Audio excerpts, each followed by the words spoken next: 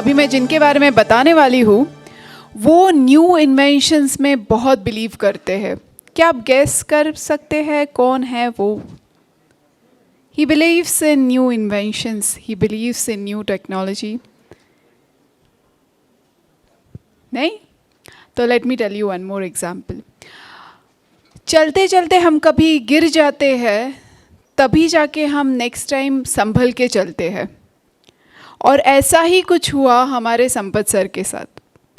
एक बार मार्केट में लॉस होने के बाद उनको रियलाइज़ हुआ कि ऐसी कोई टेक्नोलॉजी चाहिए, ऐसा कोई सॉफ्टवेयर चाहिए जो एक सेफ्टी मेजर्स दे इन्वेस्टर्स को। और वहाँ पे राइज हुआ, वहाँ पे इमर्ज हुआ BLTP सॉफ्टवेयर। और अगर हम उनके एक्सपीरियंस की बात करें तो लेट अस सी, इन 1994 उन्होंने multi language account software develop किया था जिसकी capacity 64,000 accounts book in single software handling की थी। इन 1996 he developed first paging service to Nasik, and in 2002 first developed in mutual fund was there which is free from all the data entry. So he believes in inventions and innovations उनके लिए passion है. So I would like to call upon stage Mr. Sampath. Please give him a big round of applause. He is going to address you further. Hello. अच्छा, आज का ये जो session मैंने रखा है वो स्पेशली इसके लिए रखा है कि जो डिस्ट्रीब्यूटर्स है उन सब लोगों को इस चीज़ से वाकिफ़ करना है कि भाई आपको आपके क्लाइंट को जो देना है वो क्या देना है, सेफ्टी देना है या रिटर्न देना है। आपको सेफ्टी को प्राधान्य इसलिए देना पड़ेगा क्योंकि क्लाइंट रहेगा कभी रहेगा जब भी उसका पैसा रहेगा। जब क्लाइंट का पैसा रहेगा तो ही आप रहेंगे। अल्टीमेटली क्लाइंट का सेफ्टी जो है वो आपका सेफ्टी है। ये चीज़ आपको समझना बहुत ज़रूरी है। तो ये मेरा जो मैकेनिज़्म है BLTP वो इसी बेस पे वर्क करता है ऐसा। अभी ये जो हम म्यूचुअल फंड के बारे में बात करेंगे तो इन्वेस्टमेंट के तरीके जो है उसमें जो स्ट्रेटजीज हम एडोप्ट करते हैं वो कौन कौन सी है। एक पैसिव स्ट्रेटजी है, एक एक्टिव स्ट्रेटजी है। पैसिव स्ट्रेटजीज में क्या क्या आता है तो कि भाई आपका SIP, STP, SWP, DTP ये जो है वो सब आपके पैसिव स्ट्रेटजीज में आते हैं, जिसके बारे में मैं कुछ ज़्यादा नहीं बोलेगा क्योंकि सब लोग इसमें जानते हैं इस चीज़ के बारे में। अभी ये जो सेंटेंस जो है everybody is know about it कि भाई आपका ये जो है B fearful when others are greedy and be greedy when others are fearful। तो ये सब लोग जानते हैं लेकिन उसको फॉलो करना बहुत मुश्किल हो जाता है क्योंकि सब लोग ये कर नहीं पाते क्योंकि उसके दिमाग में भी ये चीज़ रहती है।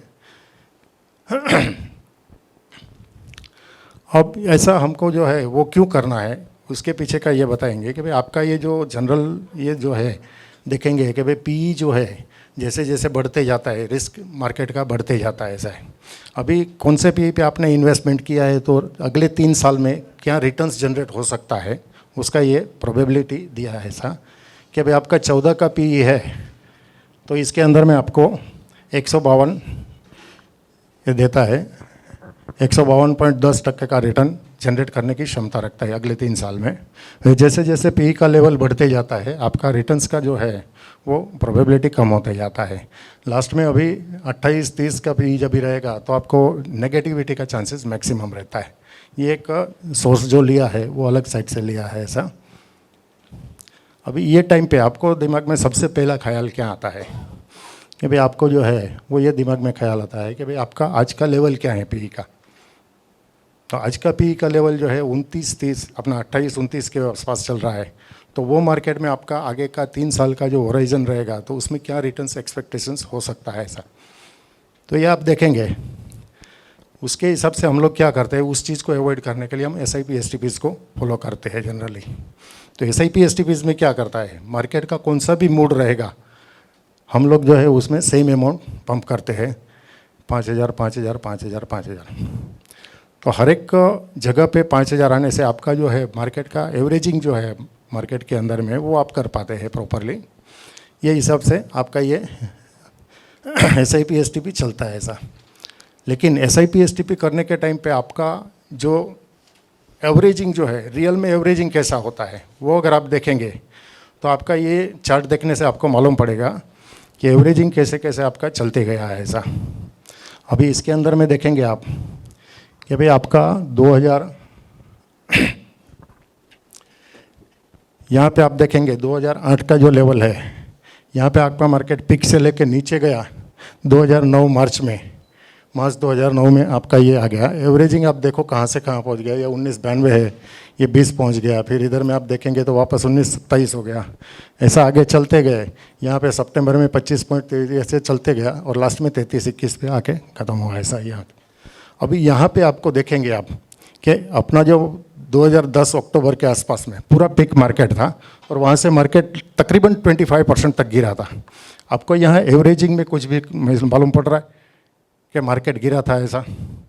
तो उसका रीज़न क्या है? क्योंकि आपका जो एवरेजिंग बंध चुका है ये पर्टिकुलर पीरियड के अंदर में, तो वो एवरेजिंग को वापस से रिकवर नहीं किया जा सकता है। यानी डाउनफॉल में हमारा इन्वेस्टमेंट का पैटर्न कैसा रहता है, मार्केट कौन सा भी रहेगा 5000 डालना है हमको, तो हम सेम अमाउंट बार बार डालते हैं तो हमारा एवरेजिंग करेक्शन का जो रेशियो है वो कम होते जाता है धीरे धीरे। क्यों? क्योंकि 36 हफ्ते जो हो गए आपके, 36 इंस्टॉलमेंट्स हुए हैं, उसका जो एवरेजिंग बन गया वो 37th इंस्टॉलमेंट में अगर आप रिकवर करने को जाएंगे तो पॉसिबल नहीं होएगा। तो उसको अगर आपको रिकवर करना है तो आपको क्या करना पड़ता है कि ज़्यादा से ज़्यादा इन्वेस्टमेंट करेंगे तो होएगा वो। तो वो हम लोग जनरली नहीं करते होते ऐसा। उसकी वजह से अपना एवरेजिंग का जो करेक्शन मिलना चाहिए करेक्शन के टाइम पे वो नहीं होता है हमारा।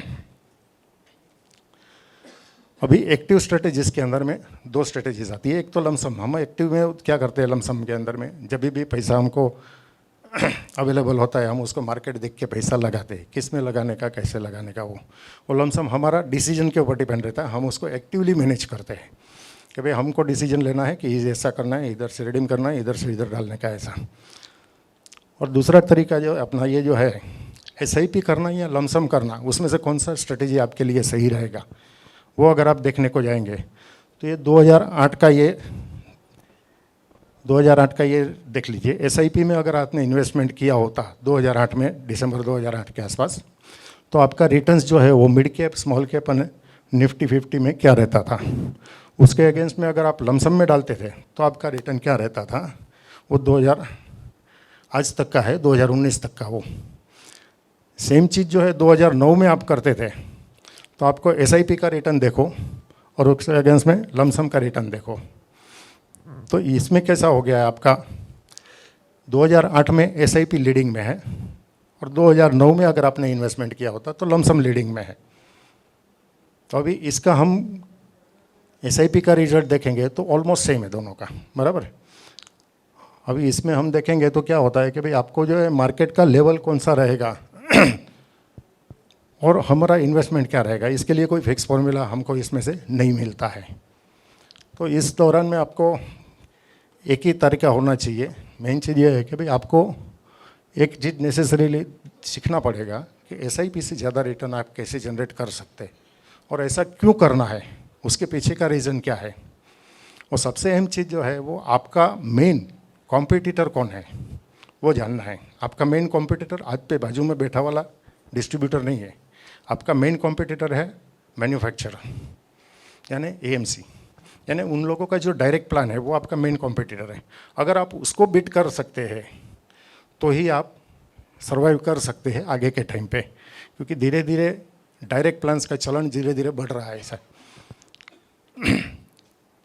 तो उसको जो अपने को निकालने का है वो डर को, तो हमको उसके लिए ये BLTP मैकेनिज़्म जो है वो हमने डिज़ाइन किया है कि जो आपको SIP STP से भी ज़्यादा रिटर्न्स निकाल के देता है ऐसा। अभी ये जो SIP STP से ज़्यादा रिटर्न हम कैसे बनाते हैं ऐसा, तो उसके पीछे हमने जो है इसके एक थियरी डेवलप की हुई है। तो थियरी में क्या है कि भाई हम लोगों ने जो है ये 6 फैक्टर्स मिला के हमने एक रिटर्न अपना रिस्क कैलकुलेट करने का एक फॉर्मूला डिज़ाइन किया है। तो 6 फैक्टर्स क्या है, तो कि भाई आपका निफ्टी है, फिर अपना PE है, PB है और डिविडेंड हिल है, ये 4 मार्केट रिस्क फैक्टर है। 5वां जो है वो आपका फंड का रिस्क फैक्टर है कि जो आपका जो फंड में इन्वेस्टमेंट कर रहे हैं उसका NAV, वो फंड का रिस्क हो गया, तो फंड का रिस्क हम डिराइव करते हैं ऐसा।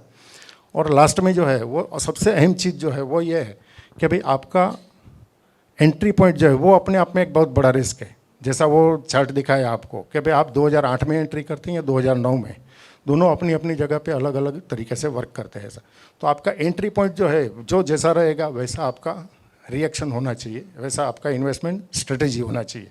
तो आप कौन सी स्ट्रेटेजी फॉलो करेंगे वो ये सॉफ्टवेयर खुद डिसाइड करता है ऐसा। अभी इसके अंदर में जो अवेलेबल ऑप्शंस जो है वो आपके पास में BLIP, BLTP मैजिक, OTMS और सैलरी एडवांटेज, इतने अलग अलग टाइप के ये मिलते हैं आपको। अभी इसमें BLIP बोले तो वो जस्ट लाइक SIP वो वर्क कर रहा है। इसके अंदर में आपको क्या होता है SIP में और इसमें डिफरेंस क्या है वो आपको आगे के इसमें दिखाता हूँ मैं। अभी ये जो है SIP में जैसे हमने देखा कि ये 5-5 हज़ार रुपये हम हर महीने को डालते हैं, बराबर है। तो उससे जो आपका एवरेजिंग का चार्ट बताया था, तो वो एवरेजिंग का चार्ट के मुताबिक आपको जो एवरेजिंग है वो कॉन्स्टेंटली अपवर्ड मूविंग होती है। तो अपवर्ड मूविंग के अंदर में क्या होता है कि मार्केट का वॉलेटिलिटी जो है वो अप डाउन चलते रहता है। जब भी मार्केट अप जाती है तभी आपको रिटर्न्स अच्छा दिखता है, लेकिन जब भी वही मार्केट डाउन जाती है तभी आपको रिटर्न्स जो है वो नैरो हो जाते हैं, और पीरियड भी लंबा हो जाता है तो वो और नैरो हो जाता है ऐसा कंपाउंडिंग के अंदर में देखेंगे तो ये सब चीज़ जो होता है उससे क्या होता है कि क्लाइंट नाराज़ होता है जनरली। तो अभी हमने क्या किया कि भाई वो चीज़ को टोटल डिफरेंट वे करना चालू कर दिया है कि जैसा मार्केट का रिस्क फैक्टर रहेगा, हमारा जो 6 पैरामीटर्स लेके हमने जो मार्केट रिस्क डिज़ाइन किया, डिराइव किया, उसके ऊपर हम लोग डिसीजन लेंगे कि जैसे जैसे रिस्क बढ़ेगा हमारा इन्वेस्टमेंट इक्विटी साइड के ऊपर में हम कम करते जाएंगे ना, कम करेंगे। जैसे जैसे रिस्क डाउन जाएगा वैसे वैसे अपना इन्वेस्टमेंट बढ़ाते जाएंगे। उससे क्या होएगा कि अपने को डाउनफॉल मार्केट का मैक्सिमम बेनिफिट मिले, एवरेजिंग बढ़िया से बढ़िया मिले। ये अपना मेन तरीका है ऐसा। अब वही चार्ट जो आपने पहले देखा था, पहले फ़ोटो, वही फ़ोटो है अभी। खाली फ़र्क कितना हो गया कि इंटेलिजेंट इन्वेस्टर किसको बोलेंगे वो चेंज हो गया। SIP STP इन्वेस्टर के सामने BLTP का इन्वेस्टर इंटेलिजेंट इन्वेस्टर बोला जाएगा, क्योंकि वो मार्केट का मैक्सिमम बेनिफिट ले रहा है। अभी इसके अंदर में क्या है कि भाई SIP का जो है अपने को क्या बेनिफिट क्या मिलता है SIP के अगेंस्ट में कि यूनिफॉर्म परचेजिंग है SIP में, इसलिए उसका एवरेजिंग अपवर्ड जा रहा है। अपने इसमें एवरेजिंग डाउन लेता है, क्योंकि जब भी मार्केट डाउन ज़्यादा से ज़्यादा यूनिट बाई करते हैं, जब भी मार्केट अप जाता है कम से कम यूनिट बाई करते हैं। या तो ज़रूरत नहीं है तो उधर जीरो बाइंग पे भी रहते हैं हम लोग। ये अपना जो मैकेनिज़्म है उसका पिछले 12-13 साल का अगर हमने रिकॉर्ड लिया तो उसमें मोर देन 50% नहीं, more than 60% time we are at zero buying. तो हम कुछ नहीं कर रहे, जो सर बता रहे थे, तो हम कुछ नहीं करके भी हम लोग ज़्यादा कमा रहे हैं उसमें। तो वो चीज़ जो है वो इसमें आ रहा है सर। अभी ये चार्ट देखेंगे आप, STP, नॉर्मल STP और BLTP का चार्ट है। अभी नॉर्मल STP में क्या होता है आपको कि वो कॉन्स्टेंटली अपवर्ड मूविंग जा रहा है। उसके अगेंस्ट में आप देखेंगे अपना BLTP जो है वो नीचे आके फिर वापस से वो बराबर कर रहा है ऐसा। दूसरा जो मैं आपको उधर बता रहा था वो चीज़ आ गया कि जहाँ पे मार्केट करेक्शन हुआ था 2010 के बाद में 25% मार्केट गिरा था, यहाँ पे कोई भी असर नहीं दिख रहा है, एकदम स्ट्रेट मूवमेंट है अपना एवरेजिंग का। अभी ये जो डिफरेंस है उसमें आप देखेंगे तो आउटपुट, फाइनल आउटपुट जो है उसमें क्या हुआ कि भाई यहाँ पे जो है आप देखेंगे आपका एवरेजिंग जो है वो कितना आ गया 14.42, और वहाँ पे SIP में कितना एवरेजिंग आया 33 रुपये का। इन्वेस्टमेंट अमाउंट भी आप देखेंगे तो 363 आपने डाला हुआ है और वहाँ पे 7,10,000 रुपये डाला हुआ है। अपना जो रिटर्न्स जो है आप देखेंगे तो 17.56 आया और इधर में 23 आया। तो ये जो डिफरेंस जो जनरेट हुआ है वो क्यों हुआ है? क्योंकि हमने सही टाइम पे सही पैसा डाला। रिटर्न कमाने का मेन तरीका क्या है? सही टाइम पे सही पैसा डालो, सही रिटर्न मिलेगा। एक इन्वेस्टमेंट का फंडा है, buy at low sell at high, we are following that only. लेकिन क्या हाई है और क्या लो है वो देखने के लिए हमने वो 6 पैरामीटर्स का ये सहारा लिया है ऐसा। अब ये BLTP जो है वो BLIP था। BLIP माने क्या हो गया कि भाई आपका SIP के जैसे ही वो वर्क करता है, लेकिन वेरिएबल SIP बोलेंगे हम उसको। एज़ पर मार्केट कंडीशन हमारा वो इन्वेस्टमेंट का अमाउंट चेंज होते रहेगा। सेम वे STP के पैरेलल जो अपना चलता है that is BLTP, business link transfer plan, उसका फुल फॉर्म है। तो बिजनेस लिंक ट्रांसफ़र प्लान कैसे वर्क करता है? वो STP के अंदर में जैसे हम करते हैं कि डेट फंड में पैसा पूरा डाल देते इनिशियली, वैसे ही हम लोग जो है इसमें पूरा पैसा डेट में डालते हैं और बाद में STP के अंदर में फिक्स अमाउंट ट्रांसफ़र होते रहता है एवरी मंथ को। यहाँ पे फिक्स अमाउंट नहीं होते हुए हमारा वेरिएबल अमाउंट जाएगा एज़ पर मार्केट कंडीशन। और मार्केट का जैसे जैसे रिस्क बढ़ता है वैसे वैसे वैल्यू कम होते जाता है ट्रांसफ़र का। तो उस पैटर्न से अपना ये वर्क करता है ऐसा। अभी इसके बेनिफिट्स में क्या मिलते हैं हमको, तो बेनिफिट्स ये होता है कि भाई आपका यूनिट्स का जो है एक्विजिशन कॉस्ट जो है, पर यूनिट का acquisition cost, net acquisition cost, वो डाउन होते जाता है ऐसा। और उससे अपने को क्या बेनिफिट मिलता है कि भाई आपका जितना नेट एक्विजिशन डाउन रहेगा उतना प्रॉफिट आपका बढ़ेगा। अभी ये देखेंगे इसके अंदर में और एक चीज़ जो है मजबूत, वो ये है मार्जिन ऑफ सेफ्टी। हम लोग उसके ऊपर बहुत ज़्यादा जोर देते हैं, क्योंकि मार्जिन ऑफ सेफ्टी अगर आपका सही है तो आपका रिटर्न सही आना ही है, वो डेफिनेट है। जनरली क्या होता है, मार्जिन ऑफ सेफ्टी के बारे में कोई सोचता नहीं है। तो अभी हमारा ये जो मार्जिन ऑफ सेफ्टी का चार्ट देखेंगे आप, तो 85.41 हमारा BLTP का आया, उसके अगेंस्ट में STP का कितना आया, रेगुलर STP का, तो क्या 66.41%। तो ये जो डिफरेंस हमने कमाया उससे क्या हो गया कि अपना पोर्टफोलियो का सेफ्टी बढ़ गया। जब भी आप क्लाइंट का पैसा लगाते हैं तो उसको ज़्यादा से ज़्यादा सेफ हम कर सकते हैं, और ज़्यादा से ज़्यादा सेव करके हम उसको रिटर्न्स भी ज़्यादा से ज़्यादा देते हैं। यानी जो बोला जाता है कि जहाँ पे हाई रिटर्न एक्सपेक्ट कर रहे हैं वहाँ हाई रिस्क भी इन्वॉल्व होता है, वो ज़रूरी नहीं है हाई रिस्क इन्वॉल्व रहेगा। हम लोगों ने ये लो रिस्क में हाई गेन का फॉर्मूला इसमें अप्लाई कर दिया, ऐसा हो गया। अभी ये जो है, ये आपको आउटपुट जो मिल रहा है उसके अंदर में क्या है कि भाई आपका वैल्यूएशंस जो है SIP STP का, अपना नॉर्मल STP का और BLTP का, तो नॉर्मल STP का जो वैल्यूएशन है वो आपको 21.90 लाख का आ रहा है ऐसा। और ऊपर में देखेंगे तो आपको 28 यानी 7 लाख का आपका टोटल डिफरेंस आ गया। और इन टर्म्स ऑफ परसेंटेज अगर आप देखेंगे तो 29% का ये वैल्यूएशन का डिफरेंस आ गया ऐसा। तो 29% का वैल्यूएशन का डिफरेंस, और इसके सामने आप प्रॉफिट के अंदर में देखेंगे तो जो रिटर्न्स अपने को जनरेट हुआ है इन टर्म्स ऑफ मनी, तो उसमें अगर आप देखेंगे तो आपका 14 लाख का रिटर्न्स जनरेट हुआ है नॉर्मल STP में। और हमारा जो मैकेनिज़्म है उसमें आप देखेंगे तो 22 लाख का रिटर्न्स जनरेट हुआ है ना, ऑलमोस्ट 54% का आपका ये रिटर्न्स हाई जनरेट हुआ है ऐसा। 54% हाई रिटर्न जनरेट हुआ है ऐसा। और उसमें भी आपको सेफ्टी मेंटेन करते हुए, ऐसा नहीं है कि हमने ज़्यादा रिस्क लेके ज़्यादा रिटर्न जनरेट किया है, मार्जिन ऑफ सेफ्टी हमने कायम रखा है लोएस्ट लेवल पे ऐसा।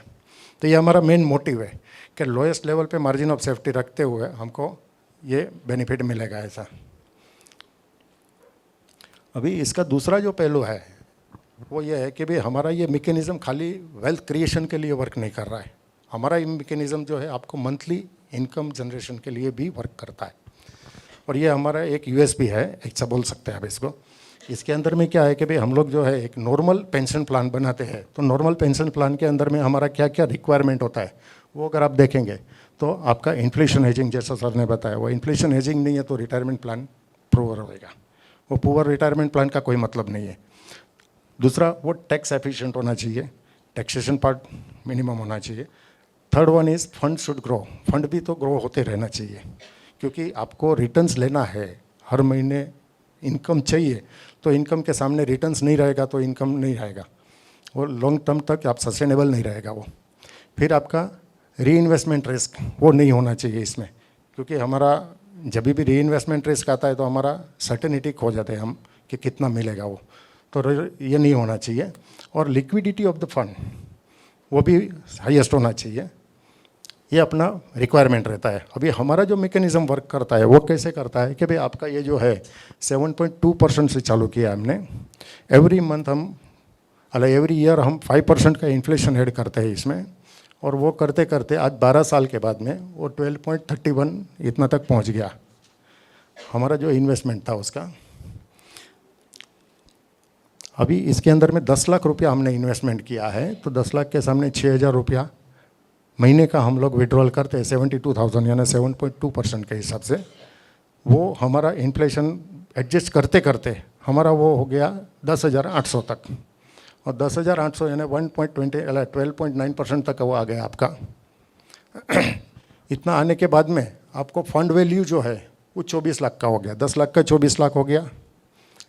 आपका टोटल विड्रॉल 11,44,000 आप कर चुके हैं, आपका वैल्यू भी डबल हो गया, आपका रिडम्शन भी डबल नहीं हुआ है। अगर आप देखने को जाएंगे तो उसमें क्या है कि भाई आपका ये जो है ये कितना 7.2% से आपने स्टार्टअप किया था, अभी वो आपको कितना आ रहा है 5.26%। आपका फंड वैल्यू जो है आज का, उसके हिसाब से आपका 5.26, यानी आपका रियल रिटर्न्स जो है, अपना ये विड्रॉल जो है वो रिड्यूस हो गया 7.2 से। हालांकि आपने बढ़ाया है, पैसा बढ़ाया है, लेकिन परसेंटेज में आपका वो कम हो गया है। उसकी वजह से आपको क्या फायदा हुआ कि भाई ये जो प्लान है आपका, सस्टेनेबिलिटी के मोड पे चेक करने को जाएंगे तो उसमें क्या होएगा कि भाई ये जो चार्ट देखेंगे इसके अंदर में आप देखो अपना जो है पे आउट कितना है 5.26 बराबर है, और आपका लेटेस्ट रिटर्न कितना है आपका 14.73। अब इस हिसाब से आप देखने को जाएंगे तो सस्टेनेबिलिटी चार्ट के अंदर देखेंगे आप, तो उसके अंदर आपको ये मालूम पड़ेगा कि भाई आपका ये जो प्लान है, हम 6% का रिटर्न एज्यूम करते हैं और 10% का 6% का विड्रॉल एज्यूम करते हैं और रिटर्न्स जो है वो 10% का करते हैं। तो उसके हिसाब से आपका ये जो है वो टोटल 50+ यानी 100+ ईयर्स के लिए ये वर्क करेगा, ऐसा है। यानी आपका retirement life, entire retirement life जो है वो इससे आपका कट सकता है, ऐसा है। तो वो पैटर्न से ये जो है सही मायने में देखेंगे तो रिटायरमेंट के लिए बेस्ट सॉल्यूशन प्रोवाइड हो सकता है, ऐसा है। अभी ये जो है आप एफडी के साथ में इसको अगर कंपेयर करते हैं तो क्या होता है वो देख लेंगे। हेजिंग ऑन इन्फ्लेशन, वो आपका tax efficient, fund will grow, ये सब में एफडी नेगेटिव है, रीइन्वेस्टमेंट में एफडी पॉजिटिव है, लिक्विडिटी में भी नेगेटिव है। ये सब देखेंगे तो एफडी के सामने ये आपको एकदम परफेक्टली ये शूट होता है। आपका जो दूसरा एक न्यू क्लाइंट लिस्ट आप बोलेंगे नए टाइप का, तो वो ये है कि भाई आपका सोसाइटी फंड्स जो है, आजकल society can invest in mutual fund also, बराबर। तो वो जो है सोसाइटी फंड का पैसा जो है वो भी आप इसमें ला सकते हैं, ऐसा है।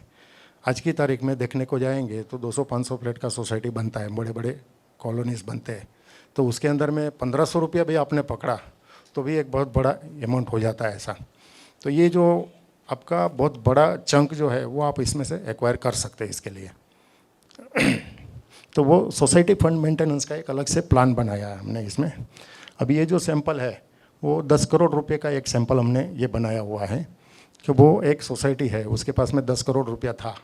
ये एक्चुअल कैश है, 10 करोड़ रुपया उसके पास में था। उसका जो है 7% के हिसाब से उन लोगों ने एफडी में रखा हुआ था, और वो लोगों को खर्चा जो था वो 3,60,000 का था। तो वो लोग समझते थे कि उसका ये फंड जो है वो लाइफ लॉन्ग ग्रो रहेगा, सब बराबर रहेगा, कुछ ये प्रॉब्लम नहीं आएगा, वैसा उनका सोचना था, क्योंकि उन्होंने इन्फ्लेशन को एज्यूम ही नहीं किया था तो हमने उसको जो है 2 चीज़ उसमें डाली। एक उसका टैक्सेशन को उसने इग्नोर किया था, टैक्सेशन का उसने कुछ भी इम्पेक्ट नहीं लिया हुआ था कंट्री अपना कैलकुलेशन में। तो वो टैक्सेशन अगर देखने को जाएंगे तो 1,16,000 11,67,000 उसका टैक्सेशन आने वाला है हर महीने का, हर साल को, ऐसा। तो ये अगर बात करेगा तो वो जो सोच रहा था उससे वैल्यू कम हो गया, उसका जो भी बचत था उसका। अभी और आगे जाके हमने और उसको एक कैलकुलेशन दिया कि भाई आपका जो है वो इंडेक्सेशन इन्फ्लेशन को भी आपने इंक्लूड अगर कर दिया 5% का, तो 5% का इन्फ्लेशन ऐड करके आपका वैल्यू जो है वो यहाँ पे 2032 के अंदर में आपका जो है वो नेगेटिव होना चालू हो जाएगा। यानी यहाँ से एक बार नेगेटिव होना चालू होता है तो फिर वो बाद में फंड ज़्यादा दिन तक टिकता नहीं है, ऐसा। तो इस पैटर्न से पूरा आपका ये जो है वो चलते गया। एफडी के अंदर अगर करता है तो 10 करोड़ का वैल्यू 10 करोड़ से ज़्यादा नहीं होने वाला है कभी भी। दूसरा सबसे अहम चीज़ जो है, ये सोसाइटी का रिक्वायरमेंट एक्चुअल में क्या है। जैसा पेंशन का एक रिक्वायरमेंट रहता है वैसा सोसाइटी का भी एक रिक्वायरमेंट रहता है, उसको भी मंथली इनकम चाहिए। तो उसके भी जो रिक्वायरमेंट है वो क्या है कि हेजिस होना चाहिए इन्फ्लेशन का, फिर टैक्स एफिशिएंट होना चाहिए, फंड शुड ग्रो, और सबसे अहम चीज़ जो है सोसाइटी का एक रिक्वायरमेंट रहता है हर 5 या 7 साल के बाद में उसको एक फ़ंड चाहिए जो उसका सोसाइटी का बड़ा मेंटेनेंस कर सके, ऐसा। तो बड़े मेंटेनेंस का फंड जो है वो भी इसमें से जनरेट होना चाहिए, वैसा भी एक सुविधा होना चाहिए। फिर आपका रीइन्वेस्टमेंट रिस्क और लिक्विडिटी तो उसमें कायम है ही, तो वो चीज़ भी होना चाहिए ऐसा। तो ये सब चीज़ अगर उसमें है तो वो आइडियल माना जाएगा, ऐसा। अभी आप एफडी में जाते हैं तो ये सब चीज़ उसमें नहीं मिलती है, जो नहीं चाहिए वो चीज़ उसमें मिलती है, दैट इज़ रीइन्वेस्टमेंट रिस्क। अभी अपने इसमें जो है उसको सामने हम लोगों ने जो प्लान बना के दिया उसमें क्या किया कि भाई हमने उसको 7% का जो है स्टार्टअप दिया और 5% का उसको इन्फ्लेशन दिया ऐसा, और हर 5 साल में उसको लमसम अमाउंट भी दिया ऐसा। अभी वो 6 करोड़ रुपया ही उसका इन्वेस्ट करने के लिए बोला उसको। 6 करोड़ का इन्वेस्टमेंट करेंगे तो क्या होएगा कि 6 करोड़ में आपको 3.5 लाख रुपया हम हर महीने को देंगे, और यानी 42 लाख का आपका अर्निंग हो जाएगा हर साल को। वो हर साल के बाद 5% हम लोग बढ़ाएंगे उसको, तो उसके बाद में आपका जो है 13 साल के बाद में वो 6.28 लाख उसका मंथली इनकम होने लगा। अभी मंथली इनकम 75.42 हो गया आपका। उसको पहले 5 साल के बाद में उसको 75 लाख का एक अप्रोक्सीमेट वैल्यू हमने उसको जनरेट करके देना है। फिर अगले सेकंड 5 इयर्स के बाद में 96 लाख का उसका एक फर्दर फंड आएगा, वो उसको देना है ऐसा। और टोटल विड्रॉल जो है उसका अभी तक का इंक्रीमेंटल विड्रॉल लेके वो टोटल आपका बना है 8.48 करोड़, इतना बना है। और फंड वैल्यू जो है आज उसका 12.49, यानी 6 लाख का डबल हो गया उसका फंड वैल्यू विड्रॉल निकालने के बाद, पूरा विड्रॉल निकालने के बाद। तो ये जो है अपना फंक्शन इस टाइप से वर्किंग कर रहा है। और रिटर्न्स उसका 14.90 इतना परसेंटेज बना है 13 साल के बाद में। अभी इसके अंदर में आप देखेंगे तो स्टार्टेड विथ 7.00। आपका आज का जो फंड है उसके अगेंस्ट में आपका जो रिटर्न है अपना कितना आ रहा है 6.3%, यानी वो भी रिड्यूस हुआ है। यानी आपका फंड बढ़ा है लेकिन परसेंटेज जो है वो आपका कम हो गया है। तो इसका भी सस्टेनेबिलिटी चार्ट अगर देखेंगे आप तो क्या होता है वो आप तो देखेंगे।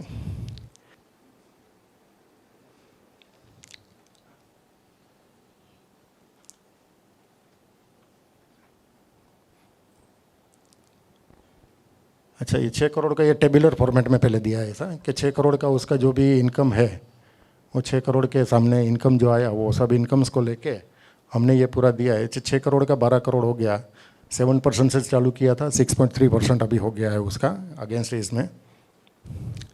ये आपका चार्ट में देखेंगे तो आपका ये नीचे का जो लाइन है वो आपको दिखा रहा है कि भाई आपका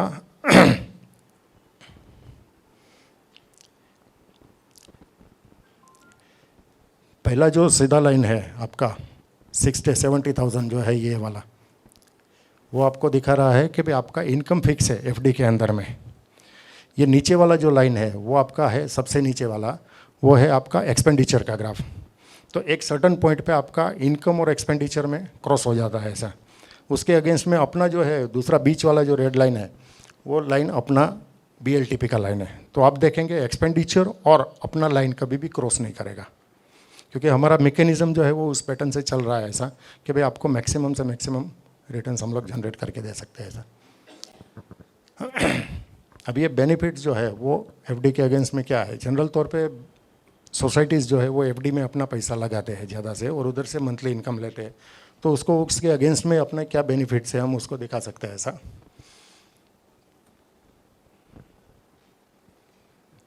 तो हर एक के अंदर आप देखेंगे कि जो नहीं चाहिए रीइन्वेस्टमेंट रेट वो खाली एफडी में है, बाकी कोई भी चीज़ एफडी में नहीं है। जो चीज़ आपका रिक्वायरमेंट है, रियल रिक्वायरमेंट, वो सब हम फुलफिल कर रहे हैं BLTP के अंदर में ऐसा। अब ये सस्टेनेबिलिटी चार्ट आप देखेंगे कि इसके अंदर में आपने कितना है 6% से अपना लास्ट में जा रहा है। तो 6% के हिसाब से 6.3 के हिसाब से हमारा रिटर्न है और आपका 14.90% का आपका ये है अपना रिटर्न है और 6% का आपका विड्रॉल है। तो उस पैटर्न से आप जाएंगे तो आपको जो है वो 100 साल से भी ज़्यादा ये सोसाइटी चल सकती है ऐसा। जनरल टर्म्स में देखे जाएंगे तो एक ब्रीडिंग का लाइफ जो है वो 60 to 70 ईयर्स माना जाएगा ऐसा। तो उसके अगेंस्ट में आपको ये जो 100 साल के ऊपर का ये देता है तो वो पूरा लाइफ लॉन्ग उसको ये ब्रीडिंग को मेंटेन करने का ये हो गया। अभी उसका 6 करोड़ रुपया हमने उसको इस्तेमाल करने को बोला। अभी 6 करोड़ के ऊपर 4 करोड़ और बचे हैं उसके, तो वो 4 करोड़ का हमने उसको बोला उसका BLTP लगा दो। तो BLTP लगा के आपको बैंक एफडी में अगर लगाते हैं तो 4 करोड़ का कितना होता था उसको वो दिया ये सब, और उसके सामने BLTP में लगाता है तो कितना उसको मिलता है।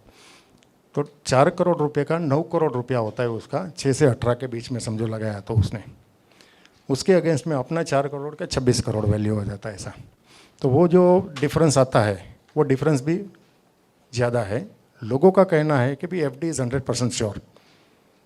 तो एफडी श्योर का श्योर है तो हमारा जो है वो 97% का मार्जिन ऑफ सेफ्टी लाया है, मतलब कि आपका मार्केट गिरेगा 97%, तब तक आप सस्टेनेबल है इसमें, ऐसा है। यानी आपका सेफ्टी भी ऑलमोस्ट 100% ही हो गया, तो उसके अगेंस्ट में भी आपको ये हो गया ऐसा। तो इस पैटर्न से अपना ये पूरा मैकेनिज्म चलता है ऐसा।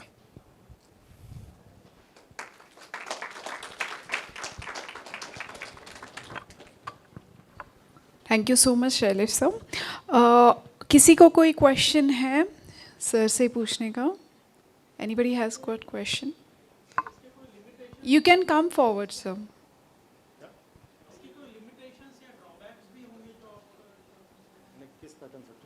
मतलब नहीं समझा। यानी ड्रॉबैक्स बोले तो आप क्या पूछना चाहते हैं? ड्रॉबैक्स के बारे में बोले तो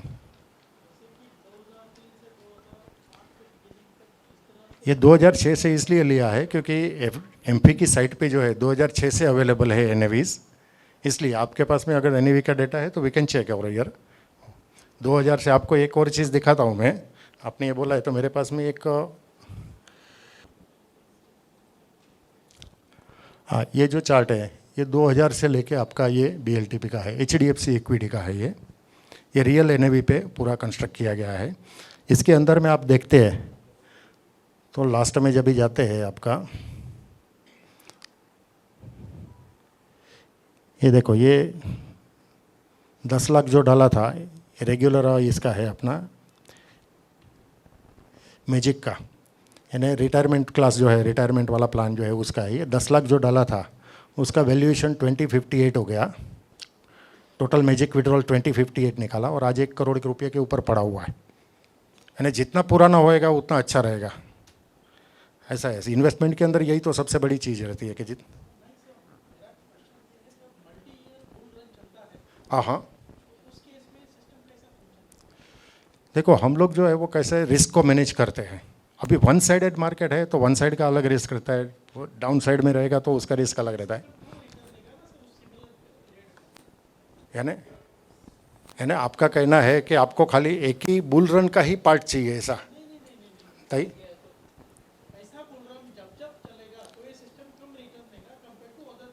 नहीं, जरूरी नहीं है। इसमें हमारे सिस्टम में सबसे बड़ा प्लस पॉइंट क्या है वो आपको एक शायद बताना भूल गया मैं, कि वो सही टाइम पे प्रॉफिट बुकिंग भी करता है। ये अपना सिस्टम जो है ना, सही टाइम पे प्रॉफिट बुकिंग भी करता है। तो प्रॉफिट बुकिंग करने से क्या होता है, आपका प्रॉफिट जो है वो सिक्योर हो जाता है। 1 मिनट में आपको दिखाता हूँ इसका ही।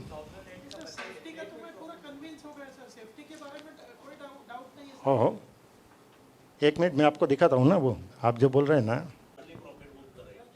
नहीं ये सिस्टम ड्रिवन है। ये सिस्टम ड्रिवन है कि इसमें एक सर्टन लेवल आएगा रिस्क फैक्टर का, उस टाइम पे वो प्रॉफिट बुकिंग करता है। उस प्रॉफिट बुकिंग करने के टाइम पे हम लोग मल्टीपल फैक्टर्स को भी कंसिडर करते हैं। जैसे आपका पोर्टफोलियो का ग्रोथ जो है वो भी एक सर्टन लेवल पर होना चाहिए, आपका टैक्सेशन का भी कंसिडरेशन किया जाता है, हर एक चीज़ का उसमें कंसिडरेशन रहता है। नहीं, प्रॉफिट बुकिंग आता है हायर मार्केट में, लोअर मार्केट में नहीं आता है। रिस्क फैक्टर जब भी एकदम एक्सट्रीम लेवल पे पहुंचता है तभी प्रॉफिट बुकिंग होता है। इसके अंदर आप देखेंगे, ये देखो इसके अंदर आपको प्रॉफिट बुकिंग दिख रहा है। देखिए ये जो है इसके अंदर में आप देखो, ये जो है 5,000 रुपये का प्लान बनाया है हमने, 5,000 रुपीज़ ओनली। अभी ये 5,000 रुपये का प्लान में 2000 से चालू करके आपका 2007 जो आप बोल रहे हैं ना बुल रन पूरा, और पूरा बुल रन होने के बाद में आपका इधर जो है नवंबर 2007 में हमने 13 लाख रुपये का प्रॉफिट बुकिंग किया, 13 लैक्स।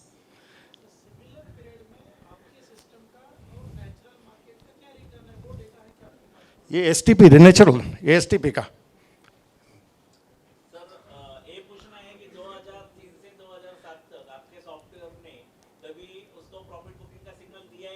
नहीं, हमारा इतने सारे साल में 3 बार प्रॉफिट बुकिंग सिग्नल आया है, खाली ओनली 3 टाइम्स। रोज प्रॉफिट बुकिंग करने से प्रॉफिट नहीं बढ़ता है। आपको बोनसाई मालूम है ना, बोनसाई क्या होता है? अरे वही बोल रहा हूँ, बोनसाई क्या है? अरे मैं वही समझाने की कोशिश करूँ। बोनसाई आपको मालूम होएगा, बोनसाई कैसे बनता है? कटोरे के अंदर पूरा बनियन का ट्री ला के रख देता है। कैसे रखता है? वो उसकी जड़ें काटते रहते हैं। आप प्रॉफिट बुकिंग करते हैं ना, आपका ग्रोथ होने की जड़ काटते रहते हैं आप। तो बार बार प्रॉफिट बुकिंग भी सही नहीं होता है इन्वेस्टमेंट के लिए, ये सबसे अहम चीज़ है। तो ये हमारा इसमें 3 बार आया, यहाँ पे 13.5 लाख किया, यहाँ पे 26.88 किया, और यहाँ पे आपने वापस से 11.89, यानी 3 बार प्रॉफिट बुकिंग किया। और जस्ट 5,000 रुपीज़ का प्लान है हमारा, और वैल्यूएशन देखो कितना बन गया। एसटीपी के अंदर आपने 11,25,000 रुपया इन्वेस्टमेंट किया है, और 11,25,000 का इन्वेस्टमेंट का वैल्यू हो गया 1991। बहुत खुश है हम लोग, क्योंकि हमको रिटर्न मिला है 19.42 का। लेकिन आप उससे भी ज़्यादा जनरेट कर सकते हैं जब भी BLTP जैसा कोई टूल यूज़ करते हैं। यहाँ पे देखो कितना डाला है, ओनली 2.5 lakhs, खाली 2.5 लाख रुपया डाला है, और वैल्यू कितना हो गया 1,03,00,000 रुपया। वो क्यों हुआ? क्योंकि हमने जो पैसा डाला था उसको प्रॉफिट बुकिंग करके वापस लाया। जनरल क्या होता है, लॉन्ग टर्म बोलते हैं हम, बराबर है, लॉन्ग टर्म रखना चाहिए, लेकिन एक सर्टन लेवल पे अगर आप प्रॉफिट बुकिंग नहीं करेंगे तो आपका ही लॉस है। वो पैसा वापस डाउन आएगा, फिर वापस ग्रो होएगा, वापस डाउन आएगा, वापस, आप उसका बेनिफिट नहीं ले पाएंगे। वो हमने उसको प्रॉफिट बुकिंग कर लिया, जब मार्केट नीचे गया हमने उसको वापस से डिप्लॉय किया वही मनी को, यानी हायर में हमने सेल किया, लोअर में बाई किया, वही तो रूल है इन्वेस्टमेंट का। उस पैटर्न से हमने जब किया तो हमको ये रिजल्ट मिला कि 2.5 लाख का 1,03,00,000 रुपया हो गया। 1 करोड़ से ज़्यादा का रिटर्न्स हमने कमाया, और रिटर्न्स कितना बना कंपाउंडिंग में 24.64, यानी यहाँ से कितना ज़्यादा हो गया, 5% कंपाउंडिंग 13 साल में, कितना बड़ा हो जाता है फिगर। देखो ये सामने दिखता है, इधर प्रॉफिट कितना है 79 lakhs का, वहाँ पे प्रॉफिट कितना है 1 करोड़ का, यानी इतना। ये जो डिफरेंस जनरेट होता है वो किस लिए होता है? और इसमें सबसे अहम चीज़ जो होता है वो क्या होता है, ये margin of safety. Margin of safety इसमें कितना है 88.04, यहाँ पे मार्जिन ऑफ सेफ्टी कितना 119, यानी आप पहले से ही सेफ हो गए हो। यहाँ पे मार्केट जीरो भी हो जाएगा तो आपको कुछ नहीं है प्रॉब्लम, यानी ये चीज़ जो है वो इसमें मिलता है सर। मार्जिन ऑफ सेफ्टी कभी आप कायम कर सकते हैं जब आप उसको प्रॉपर वे मैनेज करेंगे, तो सही टाइम पे सही पैसा डालो, निकालना है तभी निकाल के उसको प्रॉफिट बुक कर लो। ये सब तरीका रहता है इन्वेस्टमेंट में ज़्यादा से ज़्यादा रिटर्न अर्न करने का और सेफ्टी बढ़ाने का।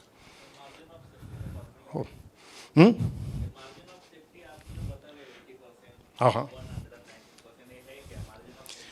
मार्जिन ऑफ सेफ्टी इसमें सिंपल वे कैसे निकाला है वो मैं आपको बताता हूँ। आज का NAV क्या है, जो भी NAV है माइनस आपका एवरेजिंग एक्विजिशन कॉस्ट, उसका परसेंटेज निकाला है और कुछ नहीं। यानी आपका जो गैप है, यानी मार्केट का कितना गिरेगा, 88% तक गिरेगा। यहाँ पे 700 रुपये का है समझो, NAV 700 रुपये का है, तो 70 रुपया तक पहुँच गया, तब तक आप सेफ है। 70 के नीचे गया वैसे आपको लॉस चालू हो जाएगा। तो मार्जिन ऑफ सेफ्टी उस पैटर्न से कैलकुलेट किया गया है इसमें। तो आपका सस्टेनेबिलिटी कितना है मार्जिन ऑफ सेफ्टी का, इसमें मतलब आप एक समझ लीजिए ये सस्टेनेबिलिटी, यानी मार्केट 88% गिरता है तब तक आप इसमें सस्टेन कर सकते हैं, और उसमें आपको 119% मार्केट जो कभी नहीं गिरने वाला है, 100% गिर गया तो बात खत्म होगी, यानी आप अभी से सेफ है उसमें। तो ये इस पैटर्न से टोटल वर्क कर रहा है ऐसा। हाँ हाँ,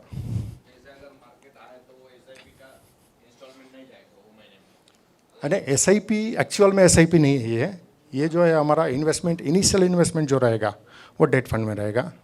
यानी 5,000 का प्लान हम बना रहे हैं सपोज, तो 1.25 1,25,000 रुपया हम डेट फंड में डालेंगे। हर महीने को 5,000 रुपये का प्लान कंसिडर करते हैं तो फर्स्ट मंथ में 5,000 रुपीज़ जाएगा। नेक्स्ट मंथ में हम जब भी जाएंगे तो हमारा एंट्री पॉइंट और ये सब जो 6 पैरामीटर्स बताए आपको, वो 6 पैरामीटर्स से अपना कैलकुलेशन होएगा रिस्क फैक्टर का, जो इनिशियल रिस्क फैक्टर से कंपेयर करते जाएंगे। हो बराबर है। जनरली 3 टाइप के क्लाइंट रहते हैं, और कौन से भी इन्वेस्टर का कैटेगराइजेशन करेंगे तो 3 कैटेगरी में बैठेंगे आप। एक तो रहेगा आपका एग्जीक्यूटिव क्लास, बैंक में पैसा पड़ा हुआ है लेके जाओ, आप जैसा मैनेज करना चाहो कर लो, बराबर है। आपको मैनेजमेंट करके दिखाना है, उनके पैसे का लमसम वाला रहता है वो। सेकंड कैटेगरी रहता है बिजनेसमैन, मेरे पास पैसा है लेकिन देने के लिए नहीं है, मेरा बिजनेस में डिप्लॉय किया हुआ है, वो हमेशा नहीं खुला रहेगा, आपको जब भी चाहिए जितना भी चाहिए लेके जा सकते हैं, बाकी मेरा बिजनेस जनरेट कर सकता है मेरा रिटर्न्स, बराबर। ये दूसरा क्लास हो गया। तीसरा क्लास है जो क्लास आप बोल रहे हो वो SIP class, that is service industry, यानी सर्विस क्लास। सर्विस क्लास जो है वो SIP छोड़ के कुछ नहीं कर सकता, वो लमसम नहीं दे सकता, वो लमसम कभी कभी दे सकता है ना, हर बार नहीं दे सकता ऐसा। तो वो केस में जो है SIP करना है तो भी इसमें हमने क्या रखा है, entry point should be debt fund only. Debt fund को हम बहुत निगलेक्ट करते हैं जनरल तौर पे, और डेट फंड हमारा प्रोटेक्शन का फंड है। डेट फंड में जाएगा और उधर से हम लोग शिफ्ट करेंगे इधर इक्विटी में एज पर मार्केट कंडीशन। ये हर महीने को सॉफ्टवेयर जो है अपना वो इंस्ट्रक्शन जनरेट करेगा। आपने एक डेट डिसाइड करना है, 5, 10, 15 जो भी करना है 1 to 28 के बीच में। तो वो जो भी डेट आपने डिसाइड किया है वो डेट के ऊपर आपको सॉफ्टवेयर को रन करना है। वो आपको दिखाएगा कि आज आपको so and so folio number में सो एंड सो रुपीज़ आपको ट्रांसफ़र करना है, डेट टू इक्विटी या तो प्रॉफिट बुकिंग करना है, इक्विटी टू डेट। और सॉफ्टवेयर खुद आपका मार्केट का एनालिसिस करके आपको बताएगा, जिसका फीड मिलते रहेगा हमारे सर्वर से। हाँ, मैन्युअल ट्रांजैक्शन करना पड़ेगा। वो ट्रांजैक्शन कैसे करना है वो आप देख सकते हैं। आप मैन्युअल फिजिकल फॉर्म में करो या आप ऑटोमेटिक आपका कोई प्लेटफॉर्म है उसके ऊपर करो, कोई प्रॉब्लम नहीं। मेरा काम है इंस्ट्रक्शन जनरेट करने का, वो मैं आपको दे देता हूँ। और मेन चीज़ वही है, ट्रांजैक्शन कैसे भी करो उससे तो रिटर्न में कुछ फ़र्क नहीं आने वाला है, आपका सहूलियत में फ़र्क आता है। तो वो आपका जैसा आप यूटिलाइज़ कर रहे हैं वही यूटिलाइज़ करने का है प्लेटफॉर्म। आप फिजिकल प्लेटफॉर्म यूज़ कर रहे हैं, फिजिकल करो आप।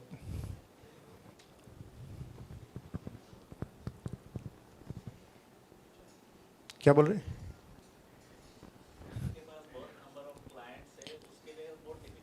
नहीं, देखो नंबर ऑफ क्लाइंट जो है आपको थोड़ी ना हर एक को एक ही दवाई देनी है।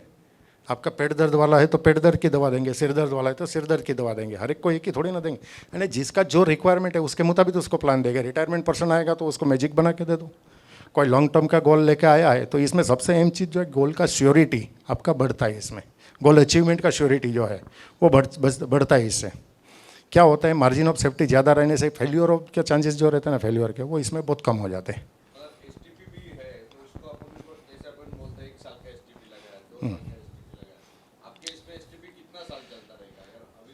ये प्लान बेस है। हाँ, ये जो गोल बेस आप प्लान करते हैं।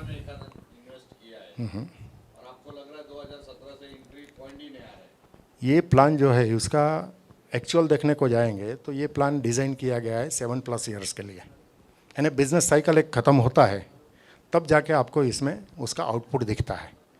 आप एक जैसा मैं अभी वो पूछ रहे थे तो मैं वो समझा था कि वन साइडेड अगर मार्केट है तो क्या, तो हो सकता है उसमें हम पीछे रहेंगे, लेकिन मार्जिन ऑफ सेफ्टी में हम आगे रहेंगे सबसे, वो पक्का है। We will be better performer at the and.